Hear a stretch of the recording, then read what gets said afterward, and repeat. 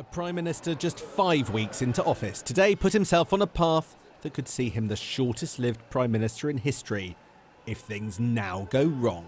If there's one thing that can hold us back in these talks, it is the sense in Brussels that MPs may find some way to cancel the referendum.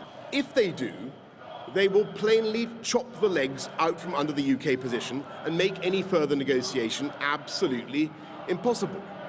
And so I say, to show our friends in Brussels that we are united in our purpose, MPs should vote with the government against Corbyn's pointless delay. I want everybody to know there are no circumstances in which I will ask Brussels to delay. We're leaving on the 31st of October, no ifs or buts.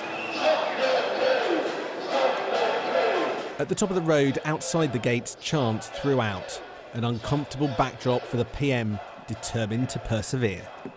Let's let our negotiators get on with their work without that sword of Damocles over their necks and without an election. Without an election. I don't want an election. You don't want an election. You could be forgiven for being confused. The PM doesn't want an election, but could get MPs to vote on one anyway. No wonder coming out of Downing Street came a degree of bafflement. Are we going to have an election, Mr. Rees-Mogg? Well, you'll have to ask other people. It was a very nice, pleasant speech. I don't remember any election threats. I think the only thing I remember him saying is he doesn't want an election. So perhaps it's a 1,000,000 to 1 chance of an election then? I don't know. You know that tomorrow's vote's looking very dicey. We're heading for an election, aren't we? I'm absolutely confident we can win the vote, Sam, and absolute every confidence in the Chief Whip.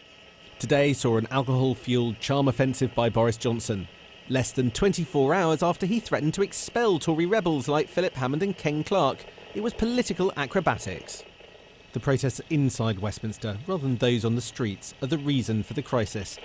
It looks like Boris Johnson's government cannot stop a rebellion to halt a no-deal Brexit. He has a majority of 1, but as many as 24 of his own side could be voting in the opposition lobbies tomorrow. Increasing pressure. Today, a letter from ringleader rebel Philip Hammond pushing the Prime Minister on progress, suggesting they don't really think he's trying hard enough for a deal. It's now clear several of Theresa May's most prominent cabinet ministers have gone beyond the point of no return. Mr. Gort, you might be defying the whip for the first time in your political life. Tomorrow, you might be barred from standing in any general election within a fortnight and out of Parliament within a month or so. How do you feel tonight? Well, it's been clear for some time that these weeks in September and October were going to be dramatic, they were going to be crucial, and some big decisions were going to have to be made, and I've been wrestling with that for some time. So at some level I'm not surprised to find myself in a situation similar to the one that I'm in. But I think in the end I've got to vote on the basis of what I think is in the national interest. But he's not alone. It's thought that between 19 and 25 Conservative rebels are willing to defy the whip. That's lose their jobs to vote against the government tomorrow.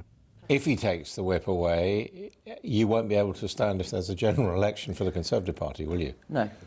But I feel so strongly about this that I'm prepared to put my job on the line for my constituents. I will be sorry to be told I have to leave it rather than for it to be my choice. But I'm a grown-up, I understand what the rules of Parliament are. It's just slightly surprising that it's applied to me after years of loyalty. But how exactly do they intend to do it? Draft legislation to force Boris Johnson to delay Brexit if a deal hasn't emerged by October the 19th, now published by the rebels. What our bill does is to say that if by the 19th of October the Prime Minister hasn't been able to reach an agreement with the European Union and the Council meets the 2 previous days, or somehow hasn't been able to persuade Parliament to agree to leave the EU without a deal on the 31st of October, then he will have to apply for a further extension. MPs aren't formally back from their summer holidays, yet by the end of this week they could have triggered a general election. There's nervousness on all sides. Some Tory MPs worry that Boris Johnson is attacking the Conservative coalition with his threats to expel Philip Hammond and Ken Clarke, 2 prominent former chancellors. Some Labour MPs simply worry that Boris Johnson might prove more popular than Jeremy Corbyn. Labour are torn. They want an election, but they fear any manoeuvre by Boris Johnson that could put polling day after October the 31st, meaning an automatic no-deal Brexit. we must come together to stop no deal. This week could be our last chance. We are working with other parties to do everything necessary to pull our country back from the brink. Then we need a general election. Today, Downing Street had yet another new inhabitant, Dylan the dog. With rebellion looming, perhaps a canine is indeed a more reliable companion than the party he leads. We'll find out tomorrow whether Dylan and his master will be gambling their futures on Downing Street on an election. Sam Coates, Sky News.